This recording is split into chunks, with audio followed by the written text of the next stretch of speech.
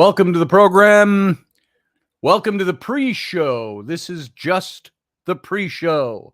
Nothing to write home about yet. Just making sure we are all set up and ready to go for the first 3 minutes of this broadcast. We go live on Odyssey Radio at 3 minutes after the top of the hour. And just like we do every night.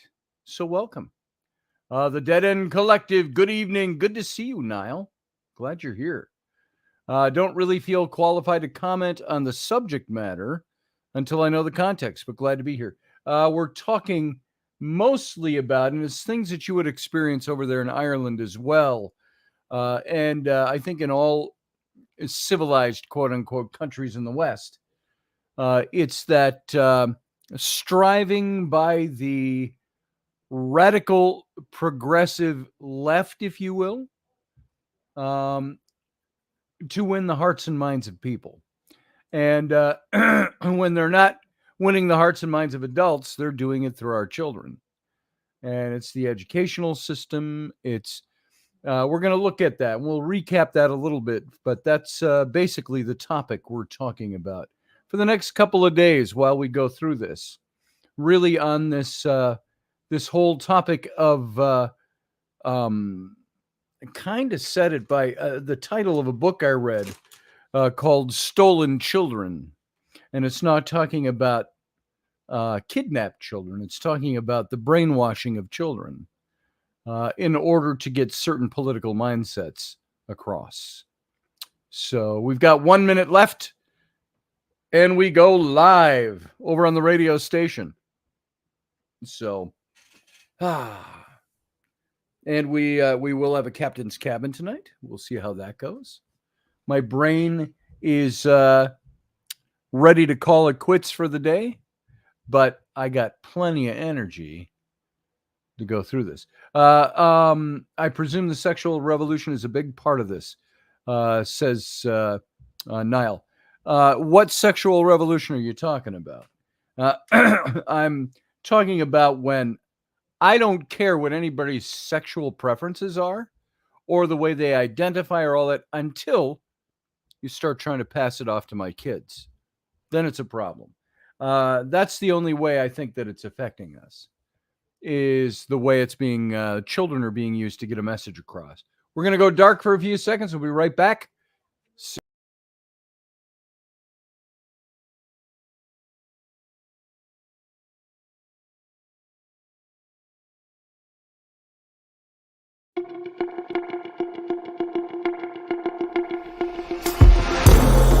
Intrepid Radio program with Scotty Roberts.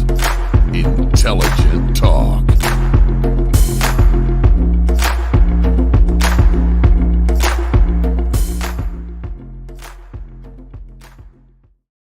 Well, happy Wednesday evening, folks. Welcome to the program. I am your host, Scotty Roberts, and this here is my show, the Intrepid Radio program, right here on OdysseyRadio.com. You can go over to Odyssey Radio to hear the audio version of this show and all the archives of this show. But it's in audio format only. It's a radio station. So you can also come over to my YouTube channel, which I do not broadcast live every night on my YouTube channel anymore. There are certain topics of the show that I like to take live because I don't want anybody to miss them. We also have my Patreon channel. You can go over to patreon.com/Scotty Roberts, and you can help support that channel. All that is, I'll say it again, all Patreon is like, this is where it's a site for artists and creators and radio people of all different kinds of musicians, creative people, to go and to get people to help them produce what they're producing financially. It's like crowdfunding, but a different way. And so I put my site up there. I don't have a pope to help me paint the ceilings. And so I say, for the cost of about a cup of coffee a month, you can come over and support the show. And if you do, you'll get about 30 shows over there every month. And so that's what the Patreon is all about. And we do have ways to join the YouTube channel as well. But I don't do everything over on YouTube anymore. but everything does play over on Patreon. So go take a look and see what you think. And if you like what you see, come on over. And tonight we're going to pick up where we left off the other night. I'm going to do a little bit of recapping. And I was hey, Elvis, good to see you. Scott is in the building, ladies and gentlemen, smashing the like button. Thank you, Elvis. I sure appreciate that. Sage Outcast, good to see you. You say, hey now. I don't know what the hey now was, too. I missed when you said it. But you can clarify over in the chat room. Folks, if you're not in the chat room, you can join the chat room now. Come on over, make your presence known, and you can talk it up a storm all the way through the show. So we'll go from there, and I'll try to, at times, look over to the chat room and see what everybody's saying. So Dead End Collective says, I mean parents and institutions promoting gay, trans, and children way before they should. That's indoctrination, too. It certainly is. I have a problem with that. I have a big problem with that. We're going to maybe hit some of that tonight if we get to that section in my notes. But that is something that this is all about. It's, if you've noticed, the whole gay and trans communities make up, if I am not mistaken, under 1% of the total population in America. Yet you wouldn't know it by looking at it. You'd think that it's the majority. That's because they have somehow made that a thing where if you don't accept it, you're just like they did with the word racist. Now you're transphobe. Now you're all these different things. You know what? No. And parents are getting tired of that. They're tired of hearing that small sliver of America being supported by institutions, being supported by the media. Just because the institutions support it and the media supports it doesn't mean the majority of people want it. Nowhere near the majority of people. But we have to be tolerant of it, we're told. Otherwise, we are one of these negative labels they will put on us. And I think that is the problem. The problem is that we're being asked to go along with something we don't agree with. If you want to tell me your nouns are whatever they might be, I don't have to go along with that. But there's something unwritten now, all of a sudden, in the last few years. It's unwritten that if you don't do it, it's not a law, but you can't say anything. You got to say him, her, his, her, their, theirs, whatever it might be. Now they got a whole new list of things that aren't even words that they're using for saying this is what I identify as. Well, I identify as a guy who believes in two genders and two sexes. I identify as a guy that doesn't give a good goddamn what you choose your personal pronouns to be. Don't make me have to go along with it. You can call yourself a tree if you want. I don't care. That doesn't mean I have to. So there you go. And that sounds cold and harsh.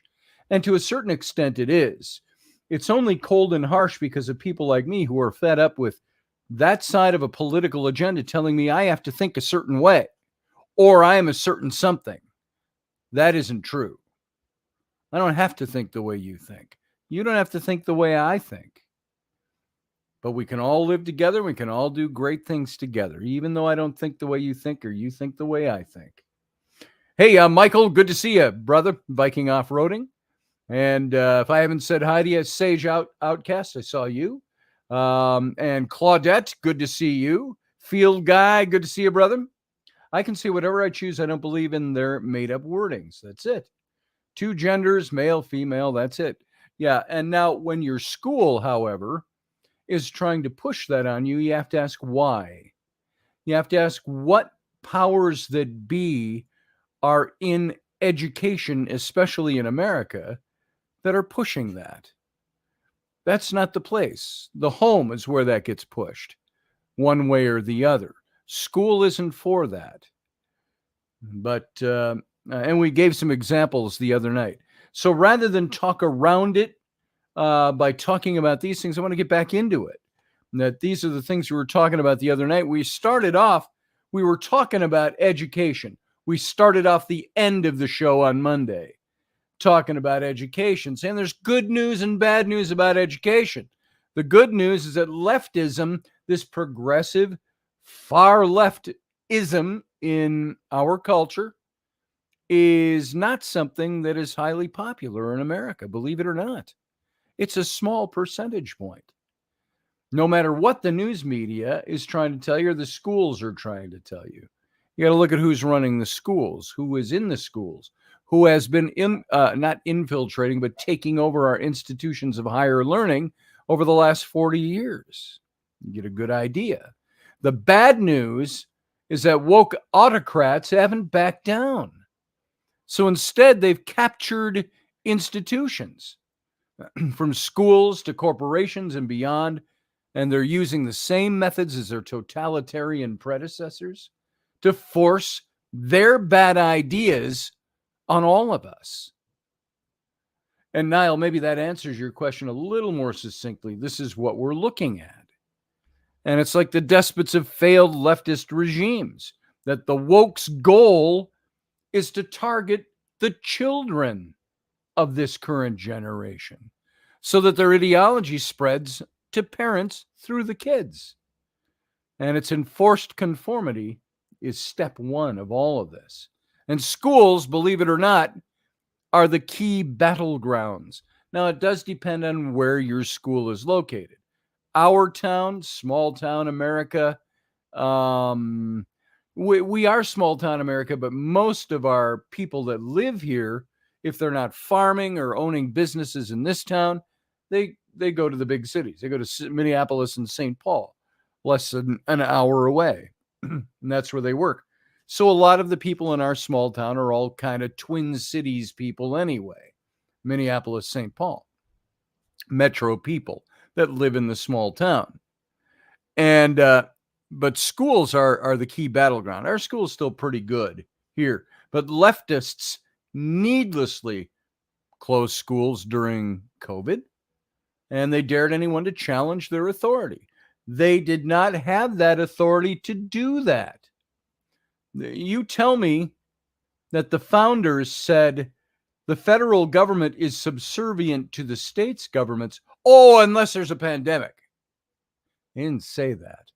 You tell me the founders in the mid to late 1700s weren't familiar with what a pandemic was. They knew what pandemics were. And so the woke have targeted rigor and destroyed merit. They pretend that 2 + 2 doesn't always add up to 4. And they claim that there's somehow that it's all related to equity. It's equity between the races, between the genders, the 27 of them or so, they say now. And they're forcing an agenda on our kids that steals their childhood and that turns them into soldiers for woke causes, whether they realize they're doing so or not. Look at the climate issues. Look at the sexual issues. Look at the all the different issues that our kids have to face in school.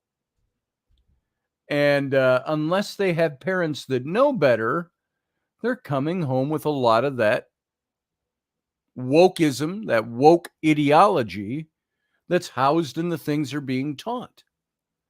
And the indoctrination they push is all encompassing and it's merciless. And they have to be opposed. It's time to be brave. When I talked about the Constitution last week or the week before, time goes by so quickly. I was talking about how movements usually start with one person.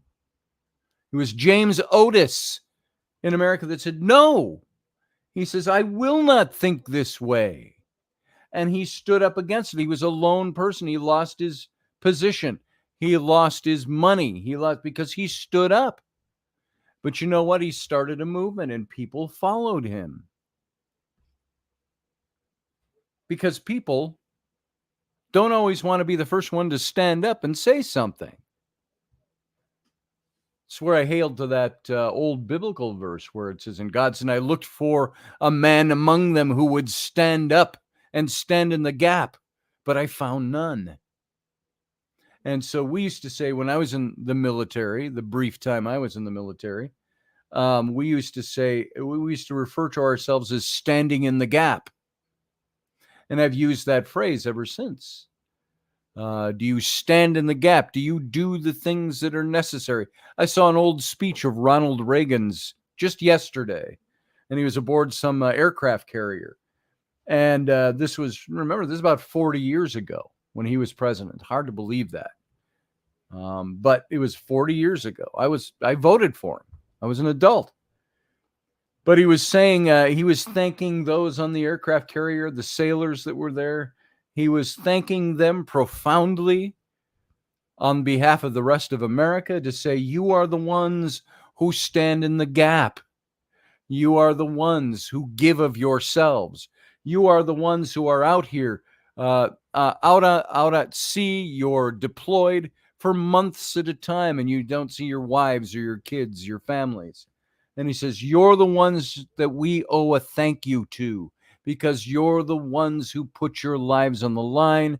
You're the ones who put your lives on hold to serve our country. And I thought that was very profound. That's profound about standing in the gap. Field guy 2 + 2 is 22. 2 and a 2 is 22.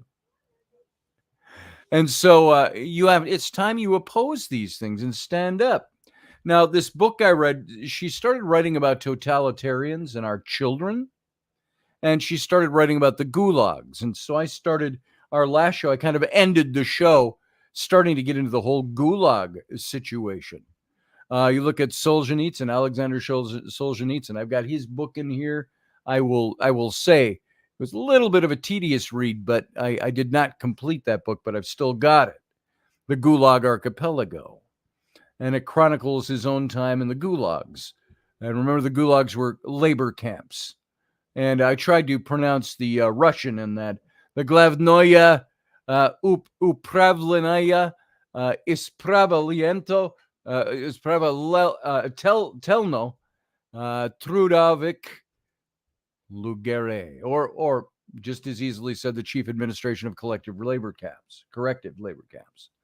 It was a bureaucratic name for forced labor camps that were maintained during the Soviet Union, started under Stalin. Alexander Solzhenitsyn criticized Stalin in a paper, and he got put away for how many years? 8 years, something like that, in the gulags. And he wrote about it when he defected to America. Or was it England? The West. And the author had written about her own grandparents. Aaron Gelberg and his wife Kaya. And they owned a bakery in Gamel, Belarus, when private enterprise became illegal under the rule of Joseph Stalin. And being Jewish in the Soviet Union had been easy, but there was something different. They were no longer simply other, quote unquote, and it was overnight. And they became enemies of the state. Aaron became a political prisoner. They hadn't stepped out of line. The line had just shifted beneath their feet.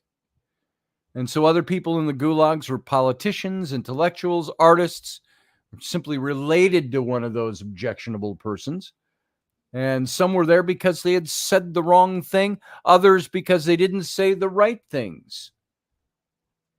Do you see any similarities there? Just the tinkling of similarity? Some were there because they said the wrong things, others there because they didn't say the right things. Solzhenitsyn, for example, was sentenced to 8 years for criticizing Stalin in a private letter.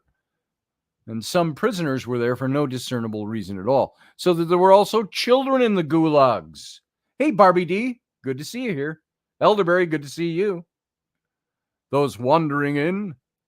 Vera Solzhenitsyn writes, Vera Inkchik, the daughter of a charwoman, and 2 other girls, they were all aged 14, discovered in 1932, Yasik, that in the course of the liquidation of the kulaks, the little children were being thrown out to die.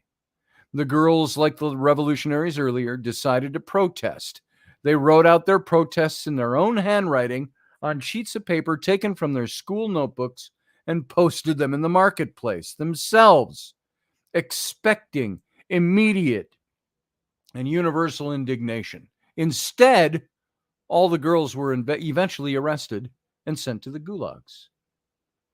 And the girls discovered the hard way that protest was only allowable when it fit into the narrow confines of acceptable speech, a theme that carries to the present day. Look at the things you see in American news. You see it in British news. You see it in France. You see it in Germany. You see it in the West primarily. We saw it in China recently, that people, when they are fed up, they will speak up. Some countries, they could lose their lives for speaking up. Here in America, we have a constitution which guarantees you the right to speak your mind and to have freedom of that speech, but that's slowly changing. They're working their ways around that. They're trying to make, that's political correctness. Political correctness, we've called it, the public mindset. But the public mindset isn't as widespread as you think. The public mindset just has a louder soapbox. The public mindset's a small minority, a very small percentage point. It's not as big as you think. And you have the right to stand up, but most people don't do that.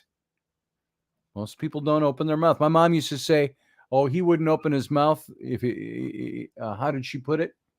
He wouldn't open his mouth if it was full of shit, she'd say. So that's the way a lot of people are in this country. So these girls discovered that they couldn't say what they wanted to say. And it's a theme that carries on to our present country and situation. Children who protest should be encouraged unless they're protesting something the woke left doesn't like.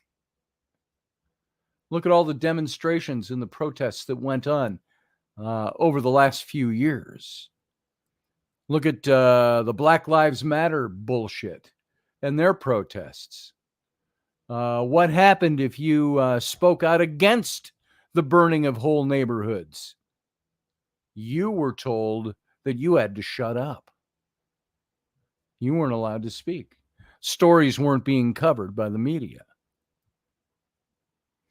So children who protest should be encouraged. But the left doesn't like that. Wokeism doesn't like that.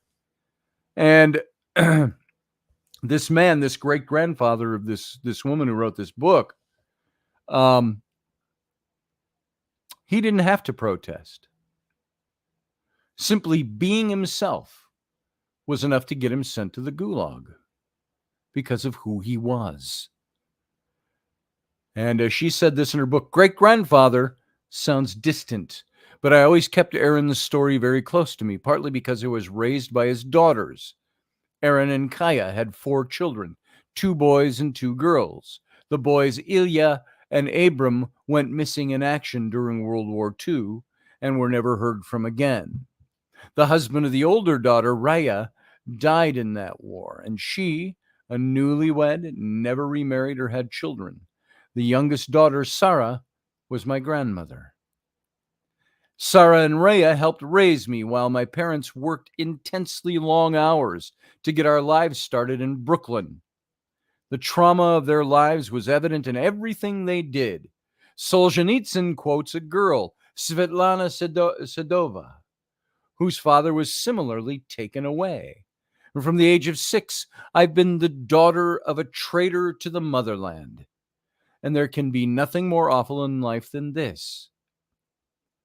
And as she goes on to say, her grandmother and her sister similarly carried their experiences as traitors, always careful about what they said and to whom. So the 4 Gelberg siblings produced only one descendant. She said her father. Their family was torn by circumstances. Yes, war, displacement, disasters that have upended people's lives since the beginning of time. But at the core of their family's decay was the oppression of a tyrannical state, a dedication to sameness and forced equality. My grandmother and her siblings were children when their father was taken away, she said. but they learned the lesson. Obey. If this starts to sound eerily familiar, you know where you're hearing it from. I was raised with the knowledge, she said, that the freedom I had gotten to experience in the United States should not, for a single moment, be taken for granted. I had somebody say today, and if you happen to be listening to this show, I'm not picking on you, but he's somebody who regularly does not like my more conservative take on things. He's not mean or anything, he just states his case. But he said, it sounds like you're saying there is such a thing as American exceptionalism. And I said, you're damn straight. I believe in Americans' exceptionalism.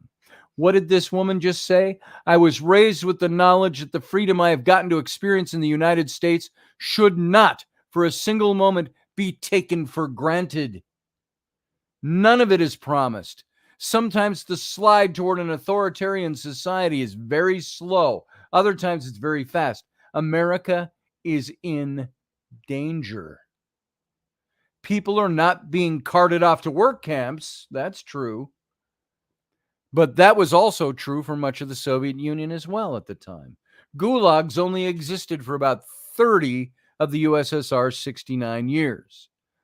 And yet the stifling of speech, the fear of committing a crime today that wasn't a crime yesterday, the indoctrination, the censorship, all persisted in Soviet society until the USSR's last day. And in the 1980s, a slow loosening had begun in the Soviet Union. I remember watching it live at Ronald Reagan. Mr. Gorbachev, tear down this wall. Reagan helped dismantle the USSR.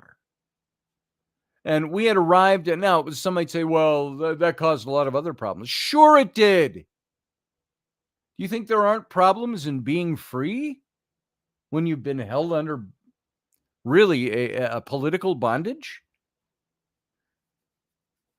This author said they arrived in America in 1978. That's the year I graduated from high school. And a few years later, she said her mother could actually come visit them. And this was somewhat groundbreaking. My mother's father, she said, had a low-level government job and could never be allowed out. But the fact that his wife could even make the trip was novel and exciting. And even then, my grandmother barely spoke, convinced she was being followed and would be in danger for what she said, indoctrination. It had been more than 30 years since they had closed the gulags, but all the lessons of fear and compliance remained. America is in a conformist moment of its own, folks, and this is the danger. And the signs are all too familiar for families like this author's family. I would say families like my stepfather's family. I've mentioned him before. My sister, who is 5 years younger than me, the daughter of my mom's second husband. And so she's technically my half-sister, but never has been deemed that. We grew up our whole lives together. And her dad was a man named Vasil Nikolajenko. He was Ukrainian. And something I didn't learn until later in life. He died 10 years ago at age, we think he was 82. There was difference on his documents versus what he told us, and I think it was 82. He had fallen down his own basement steps in his house and had a heart attack at the same time and lay on the floor for 3 days before, 2 days, I think, before my sister said, I've been calling Dad and I can't get a hold of him. I'm running over there. He was in Minneapolis, and of course, he went to the hospital and died a couple of days later. But Vasil Nikolajenko, his family, he came over to America when he was a younger man in the 50s. And he and his parents, they were prisoners in concentration camps in Ukraine under the Soviet Union, under Stalin. And they had somehow, I don't know the whole story. I'm going to have my sister on talk about this story because it's an interesting story. They escaped and they came to America. And they came to America seeking asylum. And he lived here ever since, in the same house, ever since. So,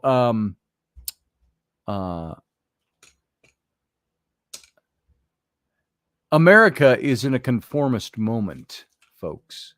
And that's what this little mini series we're doing here is going to be all about.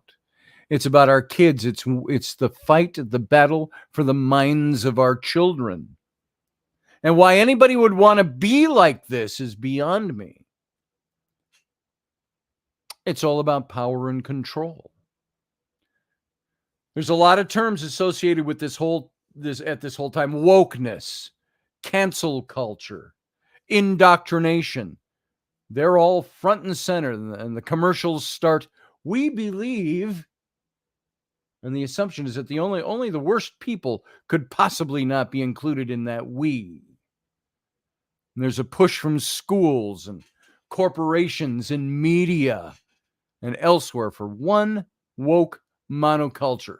And they're targeting ever younger children in this mission. They're on a march through our institutions. They may not be the same issues that was going on under Stalinistic Russia and the USSR. They're different issues. But trust me, it's all about who's in power and who's controlling the public mind. The term woke was once used by the black community to describe someone who stays alert to racism in society. But once it spread to a larger use, woke thought became more than just social awareness or just espousing leftist doctrine or even just having the right to beliefs. Wokeness became the enforcement mechanism of a narrow set of values and a policing of language. Social justice warriors and wokeness. It's now a method to shut down any alternative opinions, even those within the same general range. So if you don't agree with the woke crowd, they have the right to shut you down and shut down your speech. And that is wrong. But that's being taught to our children. Maybe not word for word, black and white. We're going to have a test on this on Friday. It's through the things that are promoted through a woke system of education, through a system of education that is there to indoctrinate children to think a certain way, rather than just teach them reading, writing, and arithmetic. It's a system characterized by intolerance and showing one's own superiority by denouncing those who step out of line. That is not exceptionalism in America. And though the whole woke ideology centers on a very different set of people than the USSR did, the methods are eerily similar. Merriam-Webster defines woke as aware of and actively attentive to important facts and issues, especially issues of racial and social justice, it says in parentheses. But that's the old definition. They've not updated the definition. Yet this avoidance to update woke is not because the publication is unwilling to revise definitions, but for example, after the October 2020 Senate Judiciary Committee hearing, Judge Amy Coney Barrett used the term sexual preference in what the left deemed as offensive manner. So Merriam-Webster rewrote the definition of the term as offensive to correspond with left-wing criticism. So the left-wing criticism has now caused Merriam-Webster to redefine words. Tell me that's not driven by a very small minority. The definition of the term became offensive. They have also added people who oppose vaccine mandates to the definition of anti-vaxxer. I oppose those, but I'm not an anti-vaxxer. And YouTube, unless you think I'm passing off medical misinformation because your Autobots will pick up the word vaccination, I'm not. Talking about I'm not an anti-vaxxer. I didn't take the vaccination. No one in my family did, and I was against it for many reasons. But I'm not an anti-vaxxer. I've had vaccinations. My kids have had vaccinations, but not this one. And we had our reasons. So the Merriam-Webster is careful to cater to a very leftist audience. Why? Because even Merriam-Webster is woke. So after the November 2021 election, just last year, or 2 years ago, where Democrats lost the gubernatorial race in Virginia and nearly lost it in New Jersey, longtime Democratic political consultant James Carville said stupid wokeness was responsible. And Carville, I was watching him in things like Crossfire and things like that 30 years ago. So he's kind of an old guy, and he was always the huge leftist, taking the leftist positions on everything. Even he said that stupid wokeness, quote unquote, was responsible. Alexandria Ocasio-Cortez, the reigning queen of woke. How she got there, who the hell knows? But she shot back that wokeness is a term almost exclusively used by older people these days. So that should tell you all you need to know. So she's degrading old people, people that are supposed to have a little more wisdom than her. Welcome, Delaney Pearl Jones. Good to see you.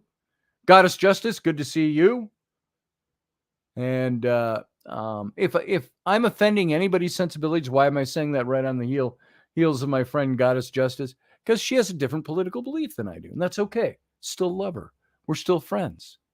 But so I might be talking about some things you might disagree with, and you are absolutely free to comment on some of these things, just like anybody else. So liberal television host Bill Maher then noted that woke was the Guardian's word of 2020, and that it was exactly people like AOC who introduced it to our lives. The term is no longer seen as an undeniable positive. It's not an undeniable positive anymore, being woke. I've said I'm awake, but I'm certainly not woke. The Guardian newspaper was complaining how the word woke was weaponized by the right as early as January of 2020, while linguist John McWhorter covered the New York Times in August of 2021 on how the term had become an insult. So it's understandable why the left is trying to drop it. Maher asked, "What word would you like us to use for the plainly insane excesses of the left that are not liberalism, but something completely different? Because you can't have the word liberal from us and think it should cover things like canceling Lincoln and teaching third graders that they're oppressors. That's all your new thing," Bill Maher said, who is a leftist. But let me correct that. He's a liberal who has found that leftism is not where it's at and not where he wants to be. So throughout everything we're going to be talking about in this little series about the battle for the minds of our kids, we're going to discuss wokeness as a new version of leftism that is directly aimed at our children. Now, you might agree with some of the things that wokeness will give you. There's very little that I agree with that has the definition of wokeness attached to it. Woke culture is as a set of deeply toxic ideas that are force-fed to the populace, in particular to children. And that's where you're seeing the battle being fought with our kids. Yeah, that's true. Goddess Justice, she says over in the chat room. She says, I use the term woke as indeed being aware of issues, often particularly issues of race. So having someone who isn't me, who doesn't use it the same way I do, tell me the definition doesn't wash. She says, we are friends. I'm independent, but you and I always have good discussions. If people don't listen to each other, no one learns a damn thing. I edited by putting in the word damn. You're absolutely right, Mir. If I may use your first name, I've revealed your secret identity. So I agree with you there. So part of the philosophy of wokeism, and indeed the definition of staying awake to offenses, is to always be seeking new targets for re-education under the current system. Racism, sexism, general wrongthink are always lurking somewhere and must be rooted out. The insidiousness of wokeism is a phenomenon where most American parents likely never picked up on or never fully realized the extent of until more recent days. That insidiousness isn't a twist of fate, it's a strategy. It's a strategy of brainwashing. Now, I'm using trigger words here that I want you to be triggered by because I want you to think about them. There is a movement alive today in America that is trying to supersede constitutional law and the laws of the land by being woke, by being by pushing cancel culture, by being politically correct. And it's a strategy of brainwashing. When they cannot get my generation, who do they go for? They go for our kids. And when I say go for, they many times don't even realize exactly what they're not like, we have this insidious plan here behind our dark shaded windows that we're going to incorporate now. I think there is some of that to an extent, trying to push political agenda. They're pushing what they believe is a right agenda in their view. But that agenda is going to change us dramatically. It's going to rip the Constitution to shreds. And those who know the Constitution need to stand and resist it. The woke are our moral betters. And while they imagine they understand human nature better and how our children better than we do, they also know that their message isn't necessarily appreciated or welcomed. And as a result, it's often slipped in like an Easter egg for our kids to discover in books and movies and everyday interactions. Niall asked toward the beginning, are you going to be talking kind of about the sexual stuff going on? The transism, the LGBTQ plus 26 other letters, and trans community stuff. Yeah, to a certain extent, not specifically at this point yet, but those are things that are being pushed by the vast minority. Like I say, under 1% of America. But they are pushing that, and they've got the media on their sides because they are of like mind. And they've got most of the media, and they've got politicians on their sides. And what they're doing is pushing an agenda. Are they pushing because they think they're going to destroy America? No, they're pushing because they think they're going to make a better America. But what they're going to do in that process is ruin our right to free speech. They're going to eradicate that as best they can. They're trying to dissolve that. And that's what we're going to keep talking about here in this series. The woke believe there are moral betters, and they believe they understand the human nature and the nature of our children better than we do as parents. In fact, leftism is deeply unpopular in America, which is why this woke language and behavior gets enforced through social and political pressure, not legal pressure. A Gallup poll released in early 2022 showed 37% of Americans described their political views as moderate, 36% as conservative, 25% as liberal. Only 7% describe themselves as very liberal, and only about half of Democrats describe themselves as liberals. The rest call themselves moderates or conservative, middle of the roaders. And the majority of Americans are not woke. And that's a good thing. I'm saying that because it's a good thing. They're not part of the woke movement. And yet wokeness has an outsized influence at the top of academia, culture, business, and across media. It's like I'm trying to think of what companies they were now. It was a company like, and I wish I had brushed up on what this was, but it just popped into my mind. The CEO of one of these outdoor gear type of companies. It was like Patagonia, or was Patagonia the guy who was talking about? I can't think of what it was. Which one of these companies? Suffice it to say, you would recognize the name if I could remember it. But there is a corporation out there that creates all this outdoor gear, tents, outdoor wear, shoes, boots, hiking stuff, camping gear, sporting gear. And there's another company that, oh no, it was a guy, I think that was part of an oil company that came out, a petroleum-based company, and came out against one of these, I think it was like Patagonia, that was saying that they supported shutting down the oil companies and all of this and no petroleum because they knew that their people that the people who bought from them, that's what they wanted to hear. Yet this petroleum exec, CEO, and it was very polite and it was very fun to watch.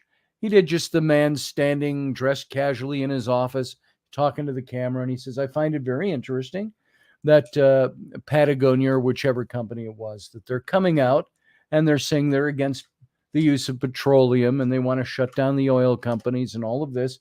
When in fact, he says, not a single product that they produce and sell is not made from petroleum products. And he went through and listed a whole bunch, showed pages of their catalogs. So he says, well, we just want to congratulate you, Patagonia, for, I think it was Patagonia. Patagonia, if it wasn't you, sorry. It was a company like that that's very well known, very familiar.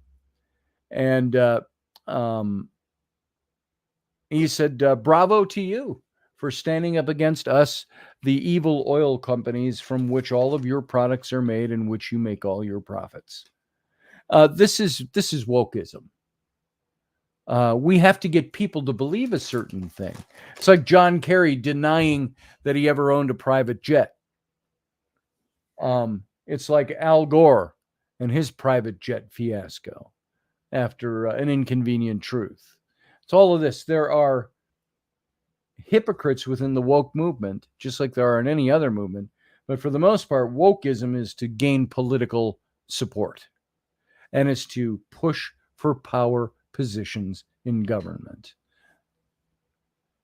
You don't believe me? Keep watching, but don't stay silent too long. You might be end up being part of the metaphoric gulags that will arise out of not being woke. So leftism is deeply unpopular. The majority of Americans are not woke, and yet wokeness has an outsized influence at the top of academia, culture, business, across media. The result is the power of this narrative vastly, vastly outstrips its actual popularity and the general level of acceptance. Wokeism's permeation into every aspect of our lives as parents has the potential not just to reverse all of our hard work raising our children as upstanding young people, but to strip them of their innocence and resiliency as well. Conservatives have long been worried about the indoctrination of young adults on college campuses. David Horowitz, his Indoctrination U, The Left's War Against Academic Freedom, came out in 2009. Ben Shapiro wrote Brainwashed, How Universities Indoctrinate America's Youth in 2010. But what's happening today starts far earlier. A is for Activist is a board book. Board book. Big boards. They teach kids. A is for Activist. My first book of protest. And Woke, baby. These are books for little kids. But the ubiquity and the power of the woke worldview extends far past influences of childhood, from cradle to college, from the big moments to the small ones. Parents are subject to its influence on our kids. And worse yet, The woke want to turn our children into not just automatons, but active child soldiers in their fight to remake our society at its most basic level.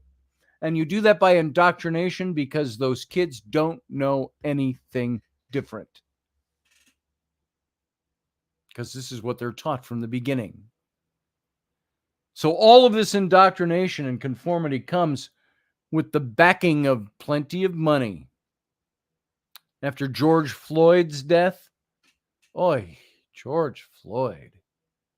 After his death and the ensuing Black Lives Matter protests that erupted in the summer of 2020 here in my own city, Minneapolis, companies and organizations reworked their organizational missions to include racial equity, not equality, equity, and social justice.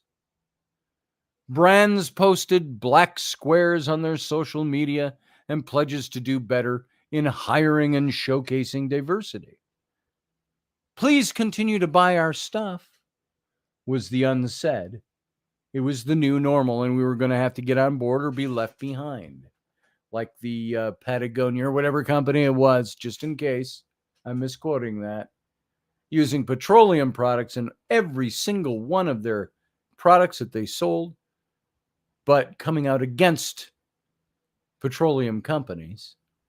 It's that was just a plea to please continue to buy our stuff. We really are open-minded and woke. And so the pageantry was important. It applied the pressure on businesses to say all the right things and for organizations to pay up. Amazon donated a minimum of 550 copies of the book Stamped: Racism, Anti-Racism, and You, as well as the accompanying study guide to Wakefield High School in Arlington, in Virginia.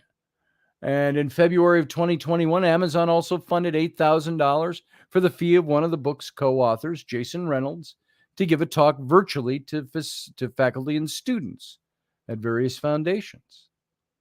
J.P. Morgan, Chase & Company, Ford Foundation, Bill and Melinda Gates Foundation, and others.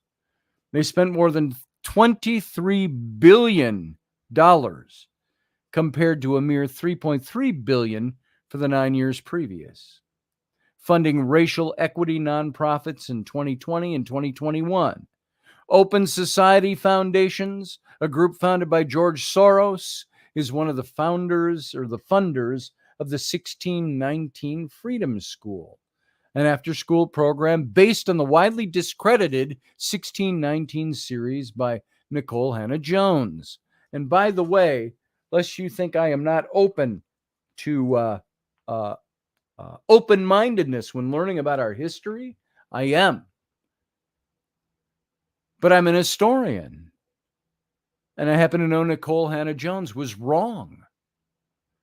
And you couldn't push 1619 and be right-headed historically. Soros, we could do a whole show on that, and I guarantee you we will if it's called for. The Dead End Collective, yes, he's like that, yep. And Soros funds a variety of groups that reporter Luke Rosiak in 2019 called the Equity Industrial Complex. They fund local political races, pinpoint where equity education can be helpful, and also provide that equity education themselves.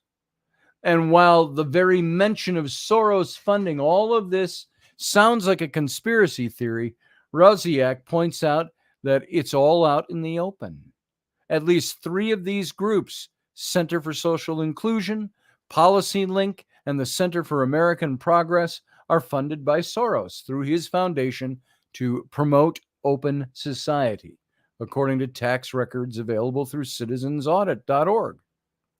And the obscene money spent on this indoctrination is important because it conveys to parents and the public at large that this is what we're doing now. And if you don't like it, guess what? You're racist, you're sexist, or worse. And the conformity that they demand is instrumental to the leftist cause. conformity is easier to achieve than it may seem. Remember when we were talking about the Constitution last week or the week before? I can't remember when we started it. How does the federal government get power over the states which formed it? Because the states are willing conformists. That's how it happens. So conformity is easy. We all hope we'd stand up for what's right, but generally people want to be accepted by their peers, and they're going to cover up their real opinions to ensure that they are accepted. We hear all the silent majorities starting to come out over the last year because they're sick and tired of what's going on in our government. Why were there a silent majority? They were afraid of being canceled, doxxed, all of those things. And in the 1950s, a psychologist named Solomon Asch conducted the Asch conformity experiments, and each one had real participant and several actors who were all asked to match a line to another line of similar length. And the actors would knowingly give the same wrong answer.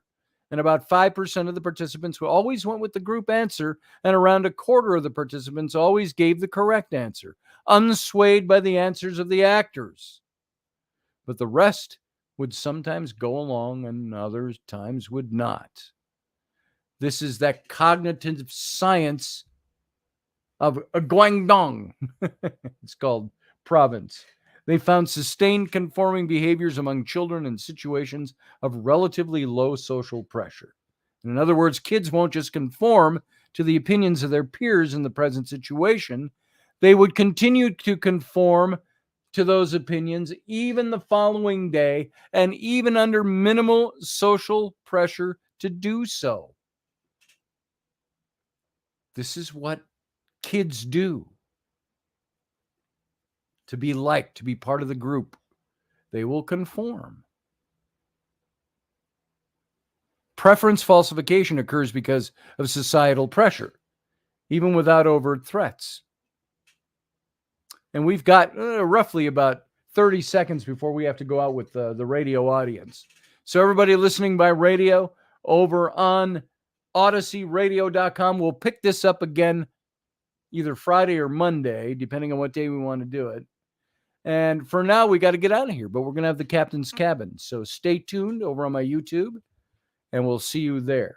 And so, radio audience, without further ado, I just want to say to you, live long and prosper. Everybody else, sit tight. Join us every weeknight at 9 p.m. Central Standard Time, 10 p.m. Eastern. The Intrepid Radio Program, a Scotty Roberts Productions broadcast.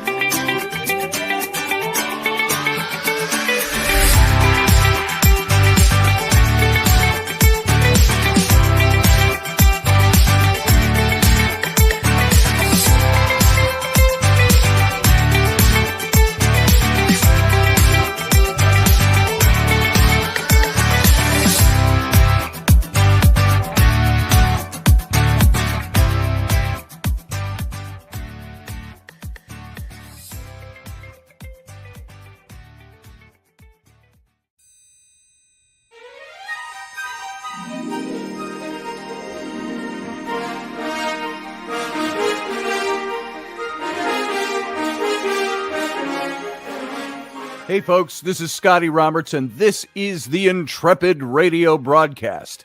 I've been broadcasting for about 20 years now, covering such topics as science, politics, the paranormal, weird science, weird world history, archaeology, and the paranormal. Everything from ghosts to cryptids to creepy things that go bump in the night. So every week I bring you 3 new episodes. Come and join my channel and also be a patron to this site. So see the details below, and we'll see you here.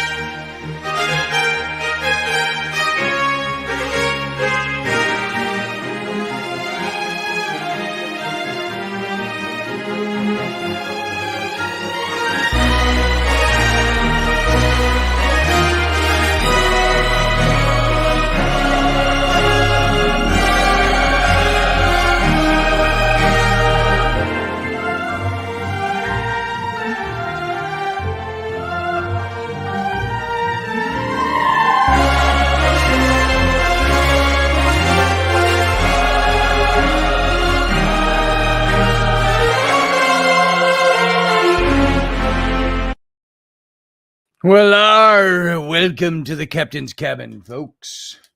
Glad to have you aboard. And glad that you're here. Glad that you sat through that show and you're still here to join us for the cabin. If you want to call into the show tonight and talk about some of the things we talked about this evening, I'm going to post that link over here into the chat room, and you can join up with us. And is it hot there? I see Steve Clark was talking about frying eggs on the hood of his car. And we're hoping it cools off. It's been hot here, too. Man, has it been hot. And it's not just heat hot. It's humid heat hot. So it's like tropical rainforest almost. You walk outside and it's 90. The dew point is at 90%. And the humidity is just as high. And then it's 88 degrees outside, which feels like 97. Or up into the low 100s the other day. And so it's been hot, nasty hot out here. And you walk outside, it's like damn depressive to walk outside. So, but guess what? Winter's coming. And Niall's here too. Let's bring him in. How you doing, Niall? Great to see you, Scotty. Long time, brother. I thought I'd jump in straight away. I'm glad you did. Yeah. I'm going to tell you a funny story, right? Yeah, tell me. And it ties into the sexual stuff we were talking about at the top of the show. And the confusion surrounding that. I remember when I was about 10 years old, and I had some older cousins in the family, and they were big into rock music at the time. So I got introduced to all these rock bands, and they used to play me vinyl from when I was 8 years old. And all these long-haired guys, you know, and I loved the music, you know, since I was very young. My parents hadn't a clue they always associated, they grew up in the era of the kind of the show band era and all that kind of stuff, and the crooners and all. So they didn't understand this kind of rock band thing, which some of my older cousins were bringing over to the house and playing these vinyls and stuff like that. I was mad into it, and these guys looked so cool. And one particular day, my mother used to wear these long wigs. Then they were in fashion in the 70s, She always had kind of bad hair, so she used to compliment it with a wig, and she would tie it up in a bun on top of her head. So she had all these wigs, and I remember listening to this music and kind of posing in front of the mirror. And everyone I know knows this story, but and I used to pose in front of the mirror with the long wig. I used to steal my mother's wig from the wardrobe and put it over my head, and I'd be singing into something and waving this wig around, right? Yep. And I was like, a lot of these guys were wearing. We're talking about like 1978, so a lot of these guys were wearing platform boots. So I used to, and the only platform boots I could find were my mother's or not my sister. No. There was an older cousin who used to stay with us at the time. Anyway, I found these women's platform boots, and I was like posing in front of the mirror. And one day, my mother and father came in and caught me doing this. Right? Nice. Right? And it was a total and utter meltdown. They said, "Oh my God, Niall is completely and utterly. He's gone off the deep end. He's going to be a woman. Oh, he's going to be a woman." It was like a huge panic attack. And I remember getting a lecture that day. And I remember it being brought up in future years, during my teens and stuff like that, being brought into when I was causing trouble in school. It was brought up that, wow, Niall has always been a little bit strange, remember that episode with the wig? You know what I mean? It's been a little strange. Remember the wig? Yeah, you remember the wig? And the funny thing is, it did kind of fuck up my life, excuse the language, because it introduced a little insect into my head that was like, well, maybe I am kind of different, maybe there is something to this. And so I think it stayed with me somehow subliminally throughout my life, in that my relationships with women and stuff were always kind of clouded with this little insect buzzing around my head going, remember the wig? Do you remember the wig? Wear wigs. Do you remember the boots? Do you remember the boots? Was that just trying to be a rock star? Or was that you just cross-dressing? Or was that you, were you really just, maybe you were trans back then? Yeah. And of course, these days, if you had a child who did that, you kind of clap and go, "Oh, that's great." Or your sexuality. That's great. In fact, wear the wig every day. We're glad that you found yourself. At the time, I hadn't a clue. I was just imitating. And that's a major leap, rock stars, by the way, to go from, I was just trying this wig on because I thought it was kind of cool, not because I wanted to be a woman and found anything attractive with a man's hairy ass, but I wanted to try the wig on. And now they'll take that nowadays. You could wear that every day. And exactly. No, it's not about wearing it every day. It was about trying it on and see what it looked like. Yeah. So, but that's why that whole sexual thing is kind of really important in those formative years, because what your parents will tell you kind of sticks with you, even though it's ridiculous. I mean, I was imitating a rock star. I knew that. I've always known that. But there was something in my head that was like, well, maybe there was something there. You know what I mean? In other words, your parents are your teachers. At least they're supposed to be, and society is.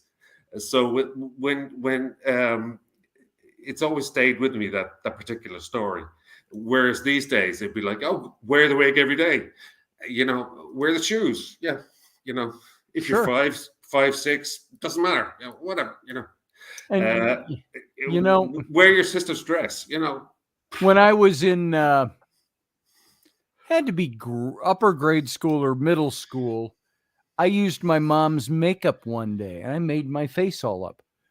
Not like a woman, but like I drew in. I used her eyeliner to draw on a little Errol Flynn mustache. You know, I did the little mustache and little jazz thing here, and I darkened my eyebrows and did stuff like that. And she yelled at me for using her makeup. And she said, "Oh, do you want to be a girl really bad or something?" I'm like, "Mom, you know that's not why I did that. Yeah. I got a mustache on here." Which, by the way, I said to Rainey the other day, I said, "Wow, have you noticed how many young ladies have mustaches these days?" No, it was my 14-year-old son. And I saw one day, 2 days ago, I had them all out, and there was at least 3 different women that were definitely women, but they had facial hair. You know, just that fuzzy little facial hair. And I thought, wow, that's most interesting to to find 3 people like that in one day. Yeah. But here's the thing, you know, you can, just because you tried on your mom's wig, were you experimenting with your sexuality? No, it probably didn't go anywhere near that. I mean, I was trying to be cool. I want to try on this wig. Well, this is a bad example, probably, but I was just trying to be Freddie Mercury. You know, I was just trying to. I was posing. I was really into this stuff. I still am to this day. Like, you know, I mean, if I was young enough, and thin enough, I would still be wearing wigs and throwing them around if I could. You know, it's just it was a natural. I came on this show. I think it was in this studio. So it's within the last year. It was around Halloween time last year. And I had that long curly wig on, and I put a bandana on. And I think it was a blue wig, come to think of it. And it was at the behest of my daughters and their friends, who all came in all dressed up. And I just opened up the show that way. And I said, "Hey, man," I said, "we're doing grooving back to the 70s, man." Scotty's had a sex change. Yes. And so it was funny. But I came on as a guy with long hair, not, "Oh, I'm a woman now." Yeah, exactly. And the other thing, I'm going to shut up now, but I'm saying this because I'm getting old and I forget things. LGBTQ, right? This is another funny kind of thing that nobody seems to know, even in the LGBTQ community, what queer means, or the Q, right? I have gay friends, and in my country, in Ireland, queer always meant gay. Always. If you're queer, you're gay, you know. And they're like, what is queer? Because we cover lesbian, gay, bisexual, and trans. So what does queer mean exactly? Is that a straight man who's effeminate? Is that a cross-dresser? Right. Is that,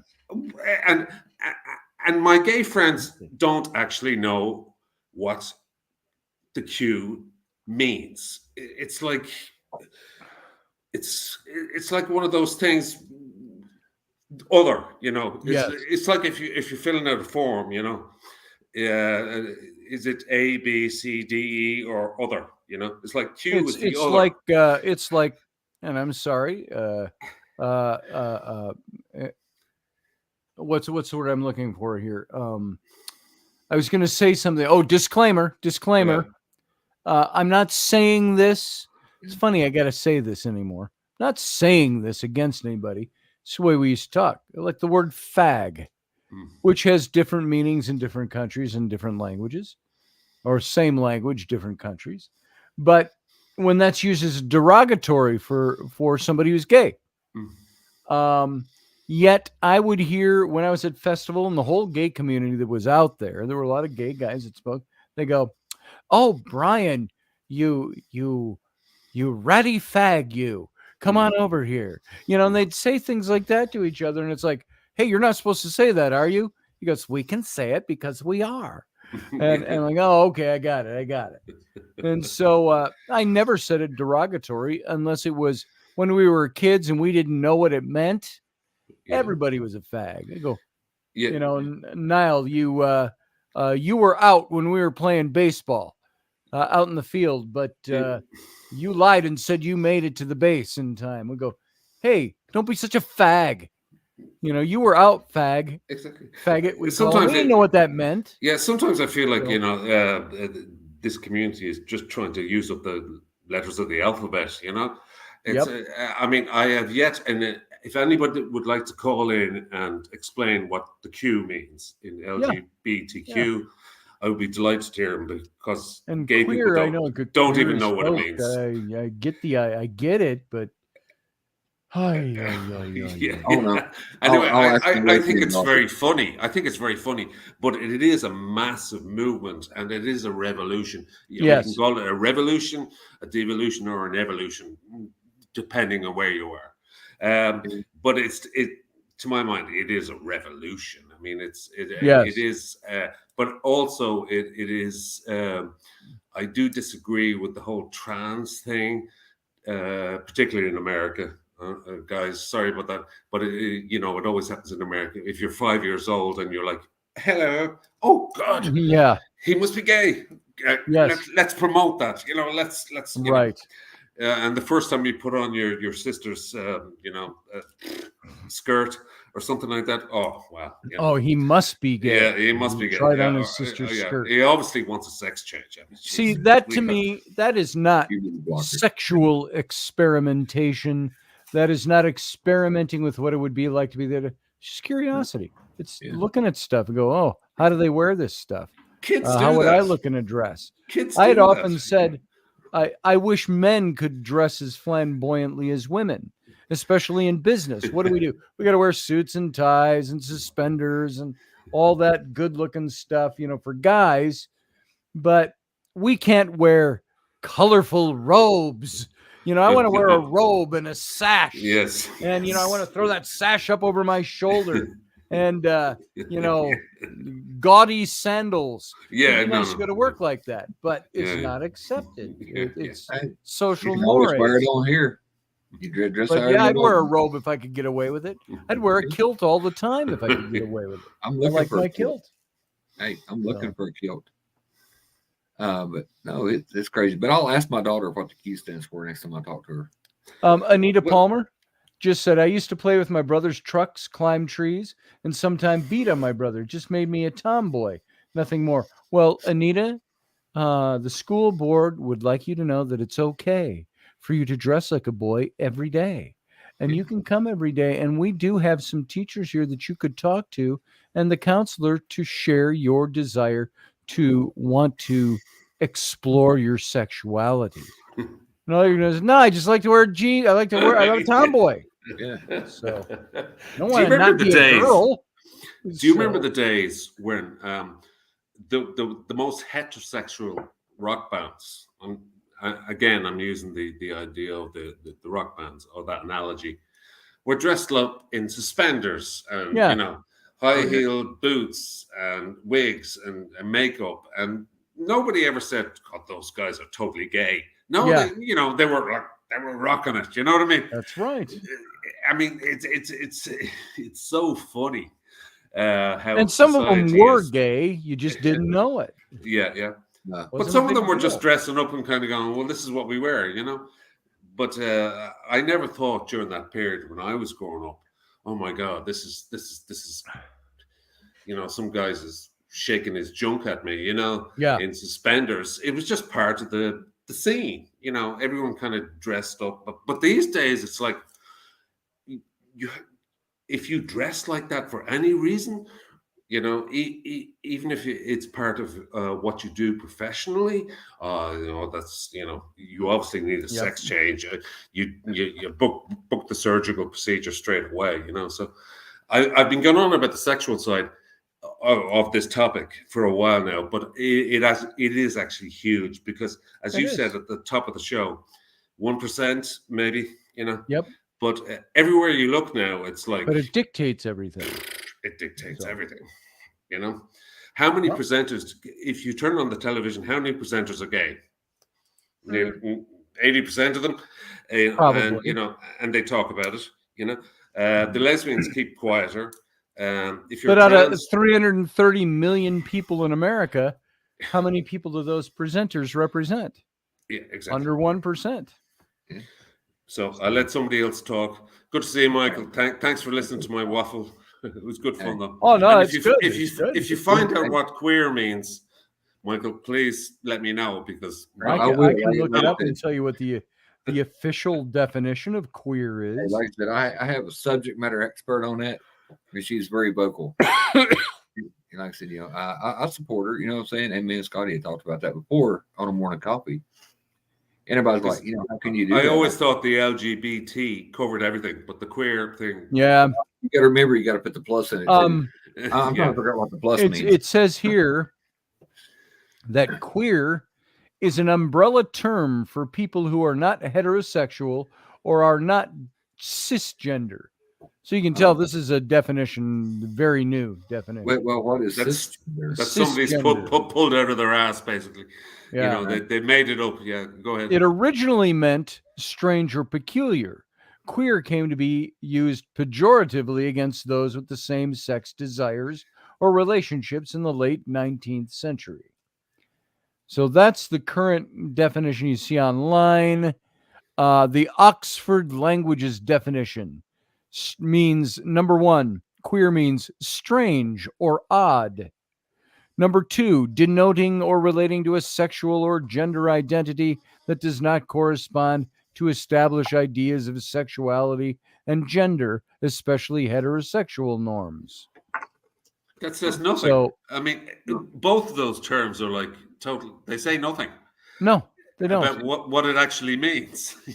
Well, here, this will tell us, according to this, this is from them.us is the website. 9 LGBTQ plus people explain how they love, hate, and understand the word queer. And you can just go to us or them.us. That's the website. And so and they go through a big thing. Maybe this would be worth going through, but not right now. I don't feel like it. I had a lady, I was filling out an application, and she said, Michael, I need to ask you some questions. I said, go ahead. So she got down there and she said, I really don't know how to ask this because I know your ideology and how you think. And I told her, I said, just go ahead and ask me. I said, if we got to figure it out, let's figure it out. She said, what do you identify as? And even before I thought, I said, I identify as a threat. But what? As a threat. Oh. I identify as a good old boy who really, ain't going to bow to nobody. Yeah, but she was talking about your sexual identity. Yeah, that could work too. I had an application I was filling out once. It was for, I want to say it was the state of Minnesota was looking for an art director or creative director for the Minnesota Historical Society. And it asked me in the application online what my pronouns were. Yeah. I said, seriously? I said, my pronouns, and I wrote down my pronouns, dude, Batman, and hey. And that's probably why I never got called back. Probably. Growing up, I identified as, goddamn it, go get wood. Yeah, that's right. Yeah. And like I said, my dog identifies as the queen. So, everybody needs to identify as something. But like I said, it has got totally out of hand. But I was going to ask you, did you see on the news, you're talking about Russia today, that the guy who runs Wagner or whatever that mercenary group is? Yeah, he was taken down today. Yep. In a crash, an airplane crash. That had missile trails behind it. Yeah. So Putin took him down. Yeah. Of course he did. So, hey, Ryan Gale. They still can't have free speech, but I might have to start traveling and asking all these people in different countries. But I play a lot of an airplane crash with 2 missile streams behind it. That's exactly. Yeah. But no, it's I play online poker a lot, or I did before I started back to school, and we play a lot with the English guys, the Irish guys, or whatever, because I have a very unique love, as you can tell by the flag. Oh, well, it's over there. But anyway, Yeah. For that. So, so I'm in there and the guy's like, hey, sound like you lit a fag. And they voice banned him for 30 days because he's talking about having a smoke, right? He said, oh, did you just light a fag? And next thing you know, he went, his whole mic got cut off. And the algorithm had banned him for using a derogatory term. And so I went to a private chat with him. I'm like, hey, dude, what happened? He said, I just got a notification. I need to appeal this. I said, that is bad when they have AI listening for keywords that they don't like. Yeah, what light up a fag is, you can imagine what that means in these days. Yeah, I just lit up a fag. It's like I'm I downtown. And I talked about this recently. A friend of mine from Ghost Hunters, the television show, he was on a little radio show, just a little thing. This had to be back in 2009, 10, 11, something like that. And they were talking. I was part of that show. Just some friends of mine that ran a podcast, and 25, 50 listeners maybe. And we were talking, and he made some comment about, we were talking about guns and gun ownership in California. And he said, yeah. He says, California, though. He goes, yeah. He says, all those fags out there, they're not going to own any guns anyway. And he wasn't talking about gay people. He was talking about using that as the derogatory we used to when we were kids. Hey, you fag, type of thing. And he got booted from the show. Yeah. For that. He wasn't one of the main two, but he was very important to the show. And he got booted because the production company didn't want to, back in 2010, 11, they didn't want to have to put up with, what do we do now? And this was kind of the beginnings of a lot of this stuff. And so they gave him the boot. And it took him a long time. I think they brought him back few years later after he'd done his penance, and had to make his apologies and things like that. And so that was brutal. Hey, I remember the first time I ever was hanging out with like British soldiers or whatever, and there was a few Australians there, and they walked over. They said, "Hey, any of y'all got any bags among you?" I said, "I don't know." I said, "We don't ask, don't tell." And he said, "No, cigarette." Now, like, so then, I figured, yeah. But they was asking for a smoke. Yeah, and I was like, yeah, but then it kind of figured it out. In the other day, right before I started on the patch and trying to vape to stop this, when his mom was in the background, she said, "Michael's got a fag in his mouth," and I had to remember what continent they're on. Right. I thought, no, damn it, I don't. I'd never do that. I'm straight as a bow and arrow. You know what I'm saying? It's like, bam. I get it. It is like, no, don't. But Mike, may I ask you? I'm Irish. Are you from down south somewhere? I'm trying to pick just a little bit. You're a bit of Dixie there, or yeah, cool. Yeah, I've been all over the world and get ready to start traveling again. I got my papers in the mail that said I could travel international today. So, Goddess Justice says, I have a thought here. If the definition of woke is accepted to have changed for the worse, why be surprised if other words for cigarettes have also changed the definition for the worse? I can accept that. I can accept things like symbols, like we talked about this the other day, like the swastika. That was not originated as a sign for the Third Reich thousands of years ago. It was actually a Buddhist symbol. It was actually a Buddhist symbol originally. Right. Yeah. But who usurped that and who has changed its meaning, at least for now, it seems forever. The Nazi Party did. The Third Reich. And so that's an example of that the other way around. They've taken something that once had a very peaceful, good, uplifting meaning, and they changed it to mean something very negative. That is now a stigma even 80 years after the end of that war, almost a century after the end of that war, it is still a stigma. Yeah, almost precisely the exact opposite of its origin, of its now inception. A symbol of hate. And you still can't. I said, why couldn't we take that symbol back and just say, I'm doing T-shirts now. We're going to put the swastika on it, and we're going to call it peace and love and happiness, fulfillment, all of these things that go along with the swastika. Why couldn't we take that and reclaim it? Because still, the first impression that is so indelibly planted on everybody's mind is that swastika stands for. It's ingrained. Yeah. Now, maybe a generation from now, that'll change. But I think speaking with about the swastika, the Socialist Party, they did straighten up the hooked cross in the 30s. Before Hitler came to power, there were a number of esoteric groups who used the hooked cross. In German, I think it's called the Hautskreuz or something like that. But actually, the arms of the swastika were curved. So it formed a circle. Right. Yeah. And that was the original kind of Buddhist symbol. And it came. So it was floating around in Austrian and Germanic kind of theosophy and, esoteric.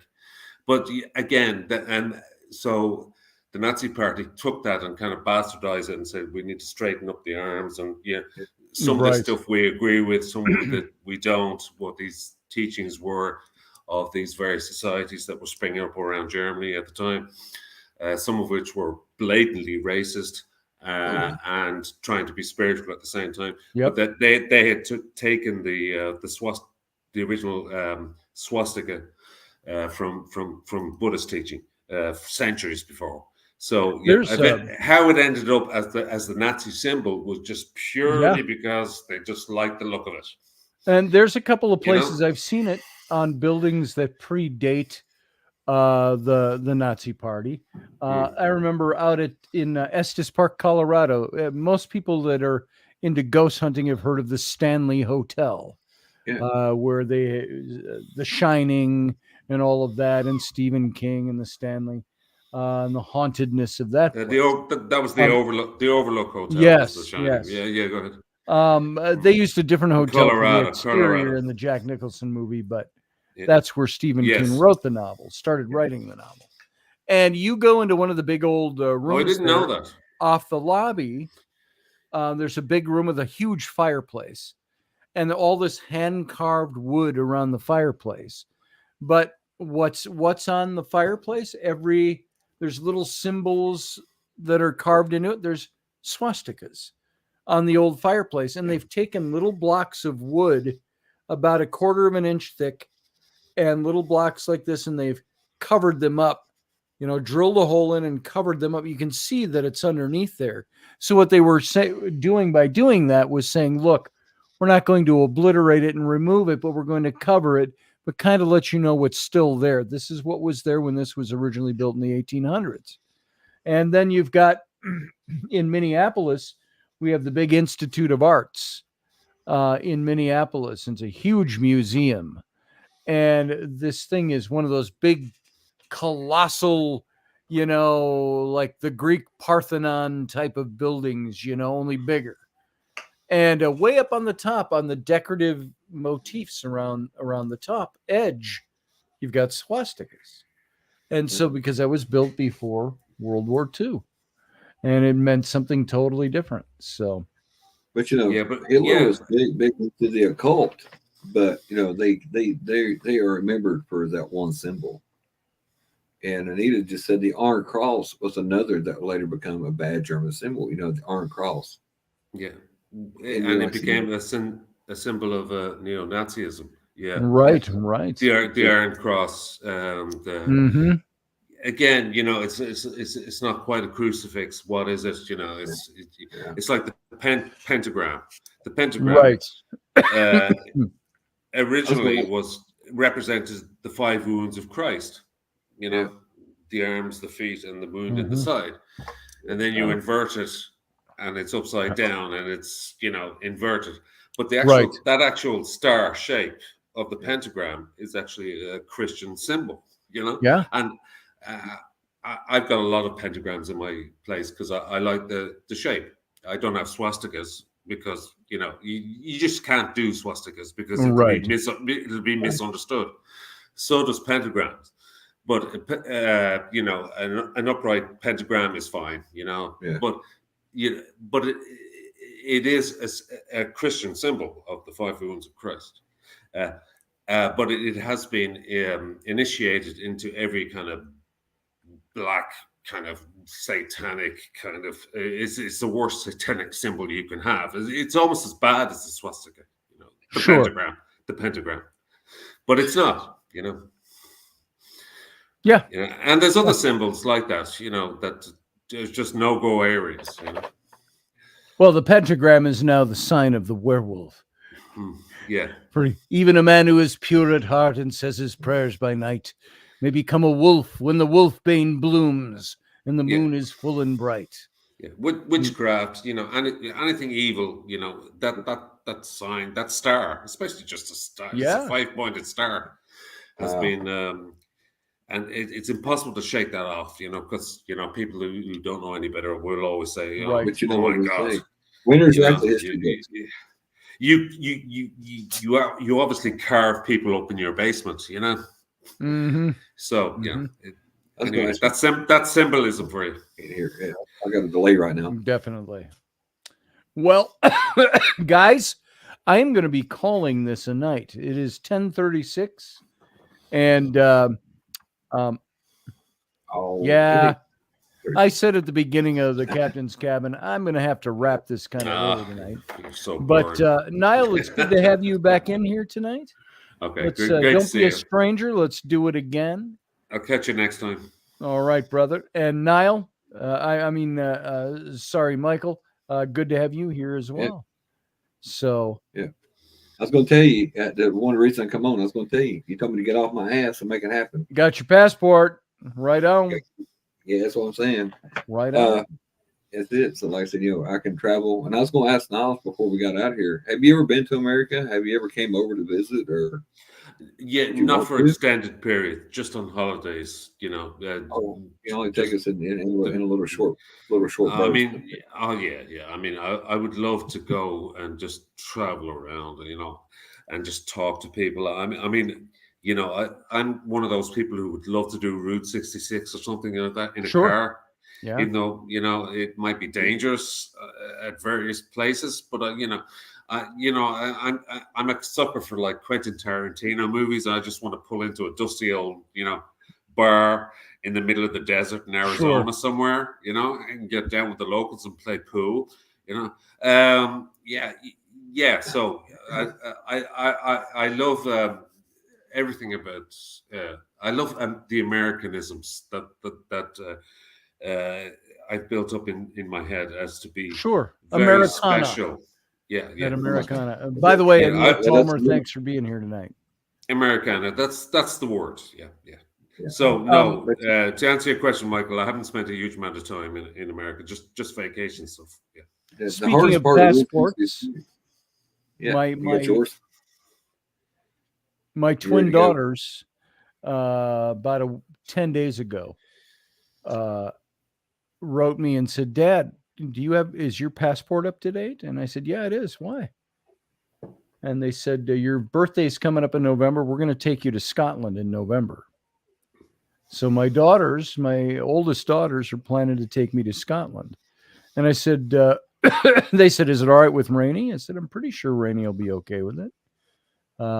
She travels to Alaska to visit her relatives and stuff like that. And we have some of our things we do. And I said, I'd love to bring her along, but I'm pretty sure she'll be okay with it.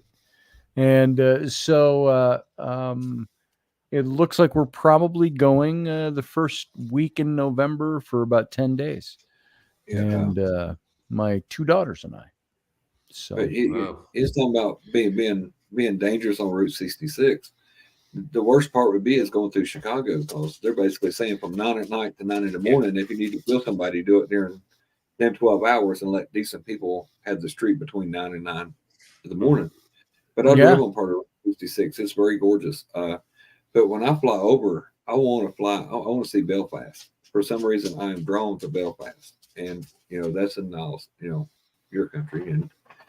but yeah, my heart's calling me to London. Your neck of the woods. So Yeah. Your neck of the woods. Yeah. Give me a shout, Scotty, if you feel like taking the hop over to the other islands. All right. When you're over there. Well, we'll see what happens. My daughters asked what we wanted to do when we're out there, and I said, I got a few things. And by the way, Scotland in November, cold. That's what I have heard. Becky long candles. They were saying maybe we need to put it off till May. And I said, well, I don't know. Let's find out. Let's think about it. So the Scotland is pretty northern, so you're gonna be cold. Yeah. That's what I've heard. It's gonna be a little cold. More than cold. It's not like the dry cold that you guys get. This is like damp cold. Damp cold. Oh my god. Yeah. Damn last cold. Time I was in Scotland, lots of rain, lots of gray skies. September. I was in Scotland in September the last time I was there, and it was gorgeous, absolutely gorgeous weather. Yeah. So, but November's 2 months later. So after that, it's just like it's pretty hellish. It's that's good to know. From October, November, December, January, and February, it's like gray skies, cold, right? Damp, So yeah, you might get the sun might pop up occasionally, but I wouldn't count on it. What about don't count on it. All right, I'll let you go. All right, guys. You have a good night. Thanks, Scotty. Take care. Thanks for coming in. Hey. And Michael, good to see you, brother. I'm going to sign this show off, and I'll talk to you soon. Oh, and I see Captain Barbados is out there. We're wrapping up the show here, Matthew, so we'll catch you next time. And everybody else, thank you for being here. Thank you for being part of the show. And I just want to ask you, come on over to Patreon, sign up over there, become a member. I'd appreciate that. And all of you that are here, you have a good night. And I will see you next time. We'll see you on Friday. And in the meantime, live long and prosper.